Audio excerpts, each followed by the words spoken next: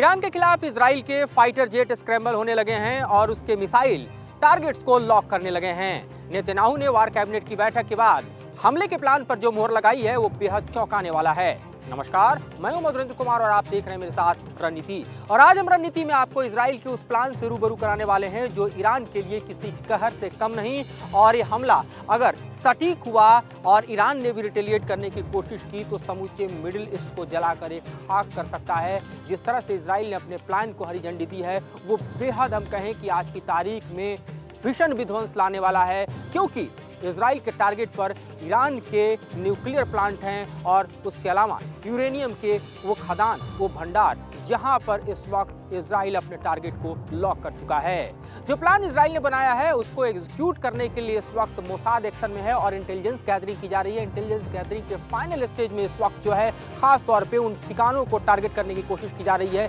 जिसके चलते ईरान की ताकत जो है पूरी तरह से क्षीण हो जाए। इसके तहत जो प्लान बनाया गया है उसमें सबसे पहले F-15 और 16 जैसे विमानों को जिम्मा सौंपा गया है। अब बात करें F-15 ईगल की या F-16 फाल्कन की, इनकी बड़ी जवाबदेही इस बात को लेकर तय की गई है कि वो ईरान के एयर डिफेंस सिस्टम को पूरी तरह से निस्तेनाबूद कर देंगे।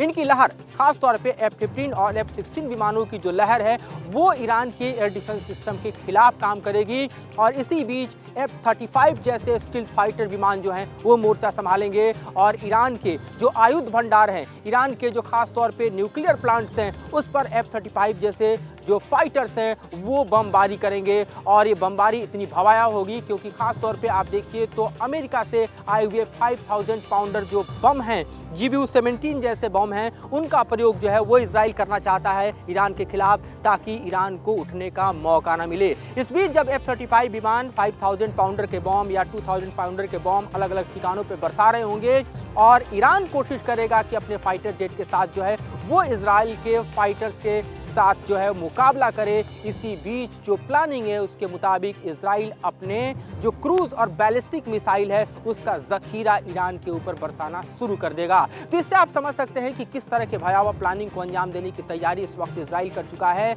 जिसमें सबसे बड़ी जवाबदेही और जिम्मेदारी जो है वो F-15 और F-16 जैसे विमानों की है और उसके बैकअप में F-35 दिखाई दे रहा है। जब F-35 विमान खास तौर पर ईरान के जो यूरेनियम स्टोरेज हैं, आयुध भंडार हैं और खास तौर पे न्यूक्लियर प्लांट हैं उनको निशाना बना रहेंगे, इस बीच F-15 और F-16 जो है वो डीप पेनिट्रेशन का जिम्मा संभालेगा और उसके बाद वो अपने टारगेट को पूरी तरह से लॉक कर वहां पर भी बमबारी करेगा, वहां पर भी मिसाइलों की बारिश की जाएगी। तो इससे आप समझ सकते हैं कि किस तरह से दरअसल इस वक्त का जो समूचा प्लान है उसको एग्जीक्यूट करने के लिए नेतन्याहू आगे बढ़ते हुए दिखाई दे रहे हैं, क्योंकि इस वक्त का जो सबसे बड़ा चैलेंज है वो दरअसल इजराइल के सामने है ईरान से निपटना। क्योंकि ईरान ने जिस तरह से इजराइल पर 300 से ज़्यादा खास तौर पे आप देखिए ड्रोन मिसाइल जो कि क्रूज और बैलिस्टिक थे उसको बरसाया है, उसके बाद पूरी तरह से बदले के मोड में इस वक्त इजराइल नजर आ रहा है और इस वक्त का बदला इतना भयावह दिखाई दे रहा है जो कि पूरे मिडिल ईस्ट को अपने आगोश में ले सकता है।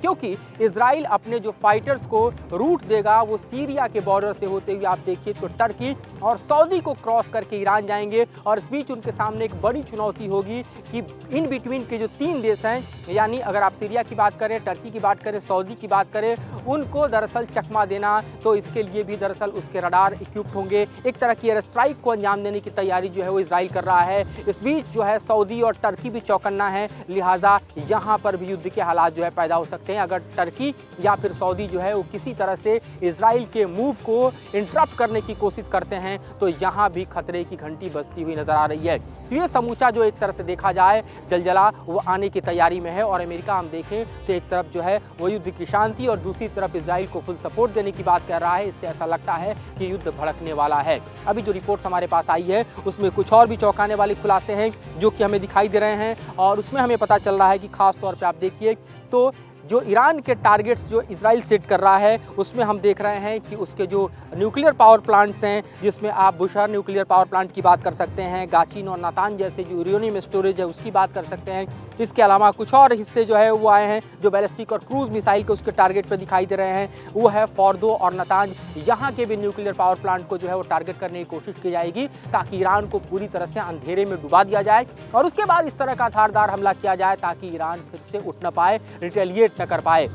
लेकिन सवाल है कि इजराइल के प्लान में अगर थोड़ी सी भी चूक होती है तो ये जंग इजराइल पर भी भारी पड़ सकता है। हम जानते हैं कि F-35 एक ऐसा स्टील्थ फाइटर है अमेरिका का जो कि इजराइल की सबसे बड़ी ताकत का पर्याय है। हम ये भी जानते हैं कि अगर आप एयर डोमिनेंस की बात करते हैं तो ईरान से ज़्यादा ताकतवर आपको इजराइल दिखाई देता है एयर डोमिनेंस में, और वो इसलिए दिखाई देता है क्योंकि नंबर ऑफ़ फाइटर्स ज़्यादा हैं, नंबर ऑफ़ आप देखिए तो ट्रांसपोर्ट विमान ज़्यादा हैं। और उसके ऊपर अगर हम एक नज़र दौड़ाएं तो आपको दिखाई देगा कि किस तरह से दरअसल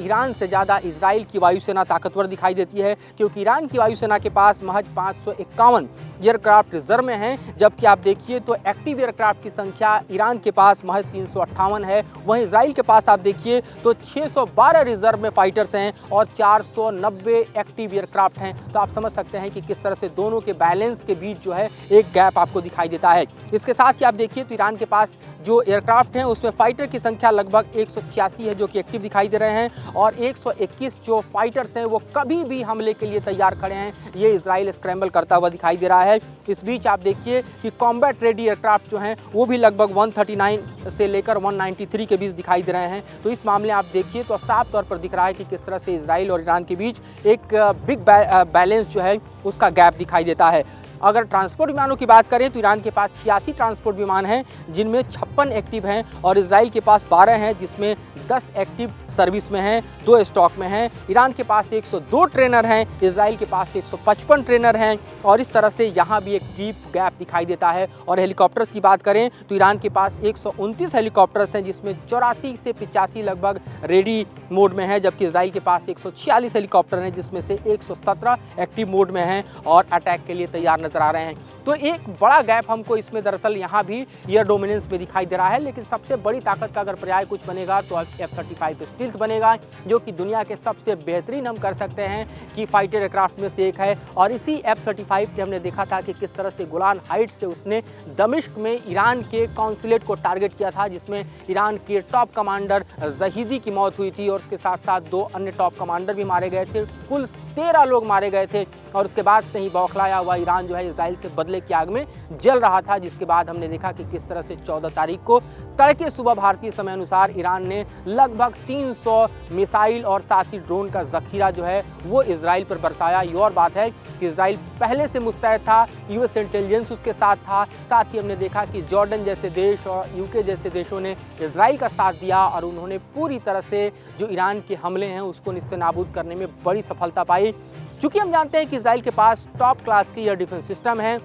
अमेरिकी एयर डिफेंस एयरो की बात करें, पेट्रियोट की बात करें, स्लैंग की बात करें, ये इजराइल के पास है। साथ ही आप देखिए तो इजराइल के पास अपना डेवलप आयरन डोम है, आयरन स्टिंग है, और इनके ज़रिए इजराइल ने अपने आप को पूरी तरह से कवर करने में भारी सफलता पाई। लेकिन अगर ईरान पर इसी तरह के हमले को जैसा कि प्लान है वो इजराइल अंजाम देता है तो ईरान की एयर डिफेंस सिस्टम शायद इजराइल के इस हमले को न झेल पाएँ। कोलेट्रल डैमेज कितना होगा ये बताना बेहद मुश्किल है, लेकिन जाहिर तौर पर इस तरह के जंग के हालात इस वक्त प्रबल दिखाई दे रहे हैं, जिसमें ईरान और इजराइल तक ही लड़ाई सीमित नहीं रहेगी, बल्कि इजराइल के हमले में कहीं चूक हुई तो ये पूरा का पूरा मामला और ये प्लान जो है वो इजराइल पर ही भारी पड़ सकता है। और अगर इजराइल अपने हमले को अंजाम देने में पूरी तरह से सक्षम रहा तो जाहिर तौर पर ईरान के लिए बड़ी क्षति हो सकती है। तो देखते हैं ईरान के हमले को इजराइल रिटेलिएट करता है तो किस तरह के परिणाम निकल कर सामने आते हैं। क्या ये मिडिल ईस्ट को अपने जंग के आगोश में लेता है या फिर वर्ल्ड वॉर 3 की घंटी बजाने के लिए ये पर्याप्त होगा। अगली रिपोर्ट में आपको इससे जुड़े और जानकारी को लेकर आएंगे और विश्लेषण पेश करेंगे और आपको इत्तला करेंगे कि इस फ्रंट पर हो क्या रहा है। फिलहाल मुझे और मेरे सहयोगी संजय को दीजिए इजाजत।